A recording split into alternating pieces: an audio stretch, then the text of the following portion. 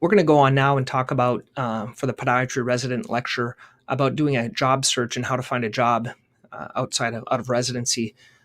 So some of the questions that the residents gave me, and certainly if you have other ones, post them here and we can answer them in future talks. When is the best time to apply for a job? I usually recommend the beginning of the third year or sooner. For some places, it depends on having a license in that state. If you can apply for a job, not even apply, but if you can get a job, so you have to be aware of what the state requires. How to meet your employers. So first of all, ask your attendings. If you're in a residency, your attendings are on your side trying to help you, and many times they have connections to other doctors in different areas. So ask your attendings, kind of see what they have to say. Second is decide where you want to live or where your spouse wants to live, because you don't want to be there just for a few years and then travel on. You'd like to find and live where your family is or where you want to live or your spouse wants to live. That's what's important in terms of staying there for long term, because the more you jump jobs, the harder it is to get into partnership opportunity. Networking at national meetings, this is important for you. That's how you meet people. There are some classified ads in some publications. There are some headhunters called Medical Maven. That's an option where you can look at different job opportunities. And I think an approach, and this was recommended by one of my colleagues here, it's an approach to go kind of in the back door. Meaning if you know where you'd like to live, you go to the office and say, hey, your office is in the area where I'm looking to live in. Would you be willing to look at my CV and give me feedback? You're not asking that person for a job, but you're asking them for their help. And everyone, if you are a resident, we as attendings are willing to help you. And so can you give me some feedback on my CV? Give me some feedback on how to find a job. Even though they might not have a job in that city, they might know other people. And then what questions to ask potential employers? I think the most important one is, how many associates have you had in the past? If they've gone through a lot of associates every 2 or 3 years, there might be a problem there. They're not wanting to have partners. They're not paying enough. There's no option for buy-in. Can I call the previous associates? That's important. You want to call them, ask them why they left, why they didn't stick around, what was the problem? And also, is there any option for partnership? Usually within podiatry, partnership can happen after 3 years. It might happen before if you really know you want to stay there.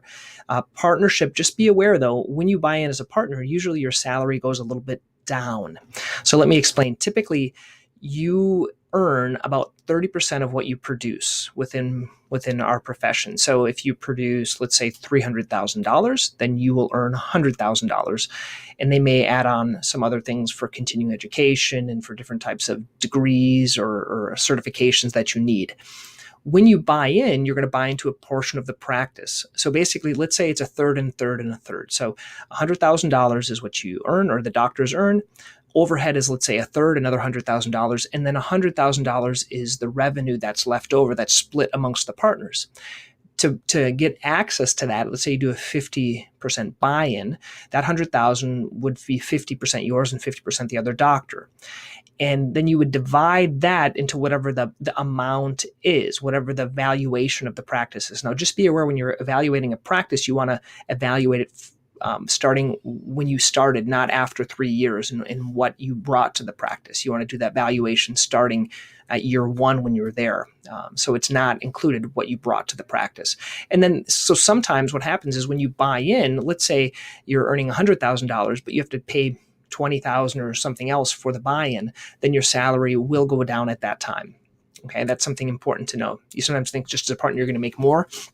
Well, that 5-year buy-in is going to take some time. What to negotiate in a contract. So $80,000 to $100,000 when I'm recording this lecture is realistic. With a bonus structure, 30% of collections is fair. So once you produce and earn $100,000, then everything else is a bonus after that. There are some data at mgma.com. Also doing a 401k, which usually means it's vested over 5 years. So if you leave prior to 5 years, you might not get all of that, but it increases over 5 years.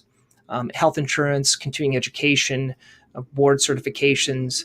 There are some different companies that can help you to negotiate. One is physicianthrive.com. That's what one of the recommendations of one of the associates said. And also solo versus group versus hospital practice. Be aware that when you work for a hospital or a group, you tend to make more initially, but it's difficult to have a buy-in. and that makes it difficult to earn more or invest into real estate. When you're solo or in a group, you can buy in, but with a hospital or like a multi-specialty group, it's harder to buy in and own the real estate. If you're in a single practice or single profession group like podiatry, it's a little bit easier as well. Being a group, you can buy in. Being solo takes a little bit longer to start, but then it can be beneficial. You can hire associates later on if you have the guts to do that. It's better when starting to have colleagues, in my opinion, to ask questions. So even if you are solo, be part of the residency or have other doctors that you can ask questions to. A hospital or multi-specialty group, they tend to pay better initially, but it's harder. I think you may be treated differently if you are a podiatrist, a DPM versus an MD. And also consider purchasing an established practice. You can do an SBA loan, that's Small Business Administration loan. How to market yourself to an employer. So they assume that you know podiatry. You may not practice the way they practice, but they know you know it. Be proactive in bringing in your own patients. I think this is important. With some type of a unique knowledge or unique interest, we want doctors that try to bring in their own patients. They develop their own area of specialty. If you know people in the community, doctors, schools, things like that, if you can contribute to the community, if you're from that community. Rear foot surgery, certainly. If the group does not do it, you want to do it, and everyone would refer to you. Decide where you want to live to reduce turnover. What licenses do you need? You need a state license, a DEA, controlled substance, board qualified status, and other state qualifications. These are things that are needed for the job hunt. So a question when one of the residents asked, should you take time off before a new job? If you have time, you can. If you have money, you can. If your employer will let you, you can. Just be aware where we're at here in Massachusetts, because you work for a hospital, you also can qualify for unemployment. I finished in July. I didn't start my job till October, and so I could collect unemployment for those few months until my job actually started. So that's something to think about. Just be aware you can collect unemployment. Getting on insurances, applying for Medicare, you need a license to do that, state license. Apply for other insurances. If you're with a group, they will usually do it for you, or hospital. And there are some services that'll do it. Here's one called quickcred.net. They can get you credentialed. They can fill out all the paperwork for you if you want someone to do that. So next we're going to talk about EMRs, but I'm going to stop this video. Certainly if you have any comments or questions, post it below. But we're going to go section by section talking about these. There is some, on the bottom of this video, a link to some information, some playlists about other practice management things for the new residents. Thanks.